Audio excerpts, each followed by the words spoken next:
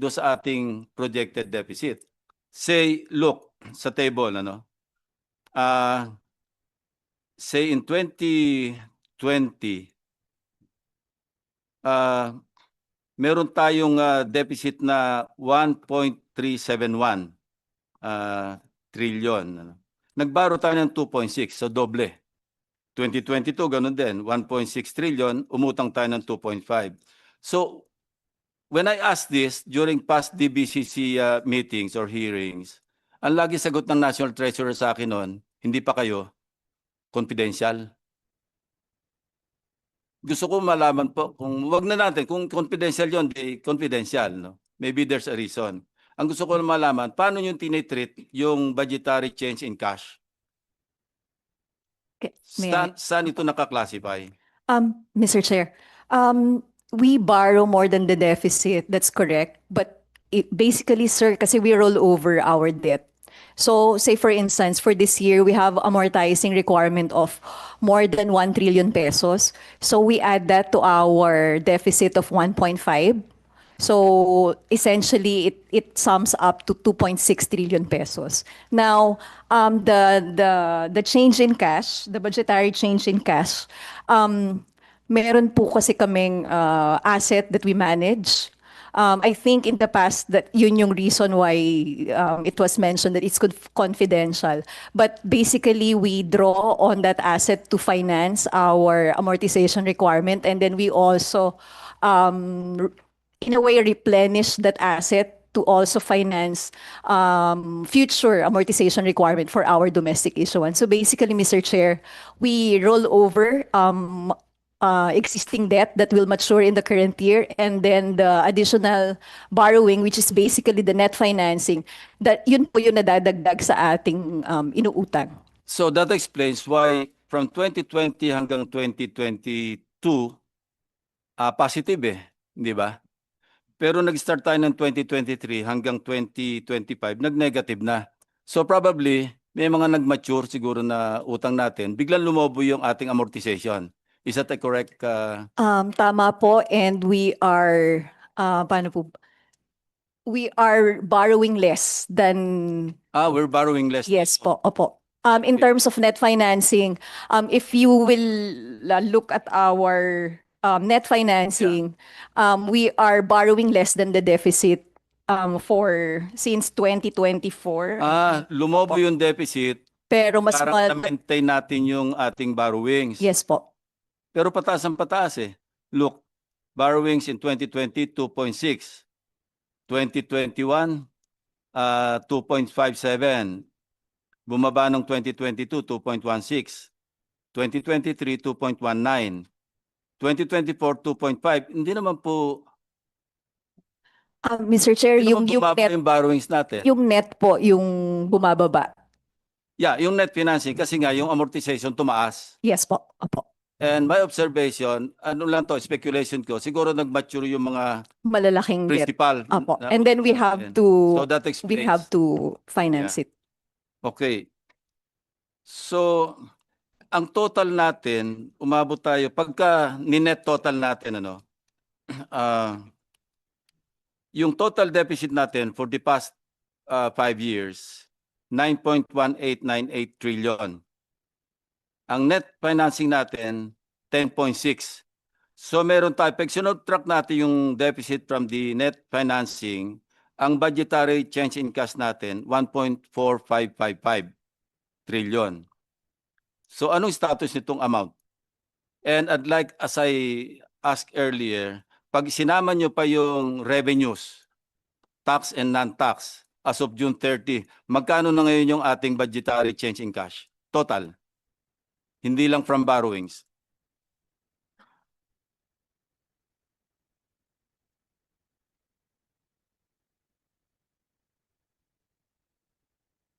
Sorry, Mr. Chair, may I, yung as of June 2025. Actual na yan, kasi June 30 yan Alam na natin yung na-kolekta ng BIR, alam na natin yung na-kolekta ng BOC, alam na natin yung mga non-tax revenues, yung sa treasury operations, yung interest income sa national government deposits, interest on advances to GOCCs. income from investments, guarantee fees, yung foreign exchange risk cover fee, government service income, fidelity bonds, and so forth and so on. So alam na natin yan, di ba? Opo. So can you give me the exact figure? Mr. Chair, for as of July, this is our cash operations report. The budgetary change in cash is 618 trillion pesos, billion pesos, sorry. Kawawa naman tayo, 618 billion lang. Kasama na yung mga revenues dyan, Yes, Mr. Chair. pati yung ano natin. So, tama, kasi This is kulang the lagi yung budgetary ating po. But if we include the non-budgetary, it's 1.1 trillion pesos. 1.1 trillion ang total. As of, Budgetary and non-budgetary po. As of Yeah. July, as of July 1. July 31, July 2025. Magkano yun? 1.1 budgetary and non-budgetary. 1.133 trillion pesos. Hindi ko po narinig. 1.1338.885 338. trillion pesos. Okay. July 30. Thank you. Yeah, thank you very much for the information. So, is that a strong cash position, Madam Treasurer? O medyo tagilid tayo? Looking forward or thinking ahead? Mr. Chair, we try to strike a balance of maintaining a manageable and comfortable cash position, and then at the same time po, we are minimizing the cost of carry. So we make sure that when we do our borrowing and maintain our cash position, we balance that. Kasi sir, of course, since not everything can be financed by revenue as presented earlier, I know. we time our borrowing, and then kasi we have a cost of carry po that's about more than 2%. So if we front load or we borrow more, may costing po sa interest payment. But rest assured po that we are making sure that we have a favorable cash position to finance the day-to-day operation of the government. Last question on this topic. May pag-asa ba tayo makakita ng balanced budget? In the near future? Wala ano? Perhaps my colleague from the DOF can respond to that question, Mr. Chair.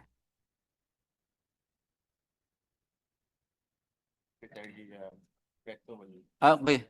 So si Secretary Recto may answer that kung hindi alam nung representative. But if you know, you may answer the question.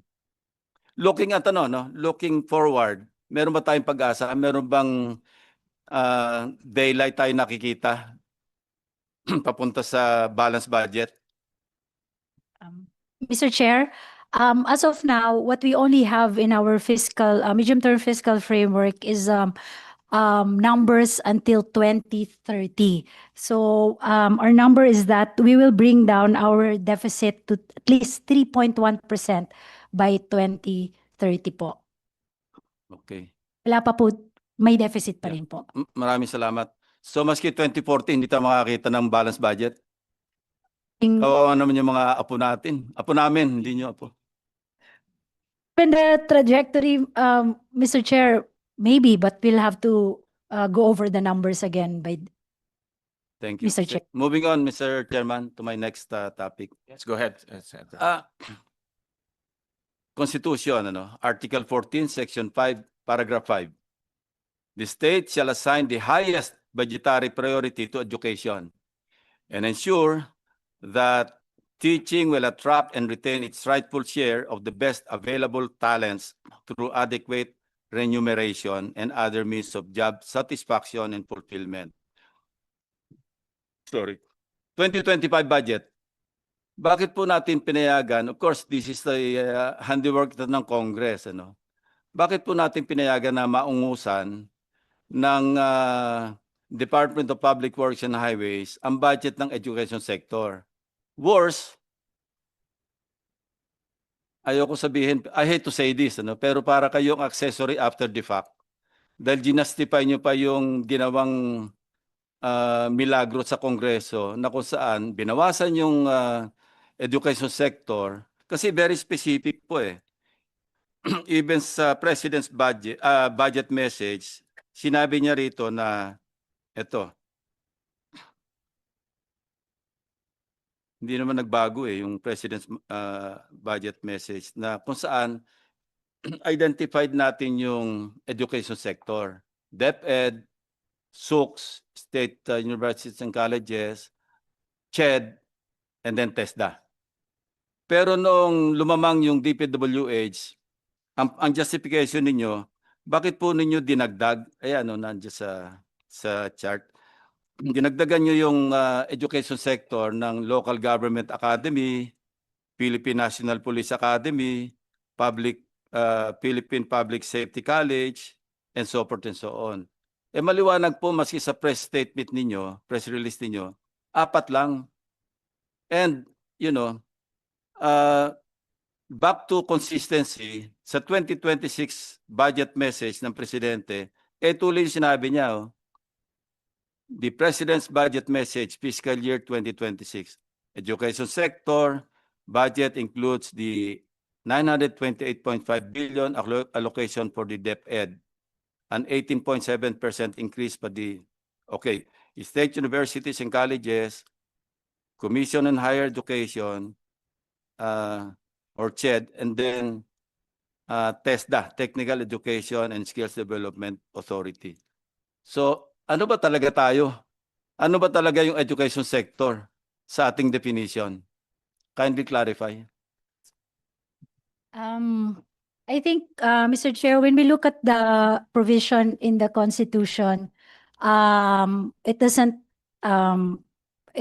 categorically says that Department of Education. Parang No, kasi alam nyo, sector po yata ang I'm sorry. yes, sir. Yeah, okay. I'm sorry, Secretary. Kasi nung pinasa yung 1987 Constitution, wala pa naman CHED nun eh. Wala pang TESDA. Wala pa yung SUCS. DepEd lang yung education sector noon. Pero since na after the enactment of the 1987 Constitution, lumabas ito mga batas creating TESDA and the others. Maliwanag, when we refer to the education sector, there are only 4 agencies. Ayan, naka-define eh. Kasalanan ng Congress, ba't yung sinalo? Yes, sir. That's why moving forward in the 2026. So now, you're session. correcting it. What if Congress again reduce the budget of the education sector, tapos in-add up nila sa DPWH, ganun ulit sasabihin nyo? Ay, hindi na Isasama po. nyo ulit yung Local Government Academy, kung ano-ano mga learning institutions. Sabi ko nga, magiging accessory after the fact kayo dyan.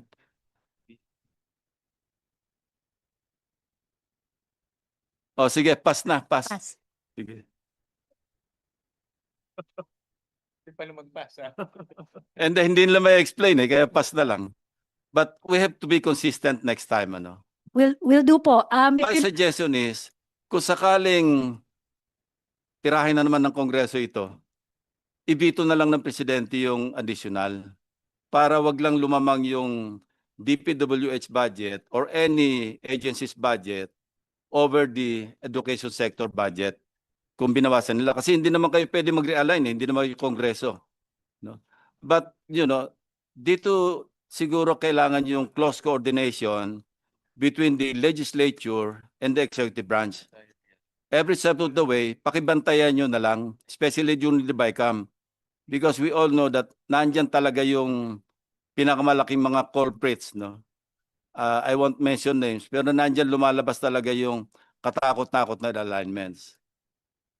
Sana kung nandyan kayo, andyan naman yung mga respective LBRMO, tapos yung Secretariat ng House, mag-coordinate lang siguro yung DBM very closely para mabantayan nyo, wag na kayong lumabes kasi constitution na itong ating binabiolate. Yung others, we can, say, close our eyes, ano? Pero pag constitution na, major issue na yan. Hindi po ba? Yes, sir. We agree po, Thank you, Mr. Mayor. Chair. All right. Next topic, meron pa ba akong time? One more topic, Senator Hindi na, Lacson, sige, and then I'll give after, way muna. we Para extended it, maximize we natin yung extended it to 10 minutes kasi yung participation. 5 minutes, preamble pa lang 2 minutes na eh. Oh, sige. So we extended it to Sorry. 10 minutes. I'll And, take- I'll Yeah. take up the other topics second round, Second or round. maybe tomorrow. All right. Thank you. Thank you, Senator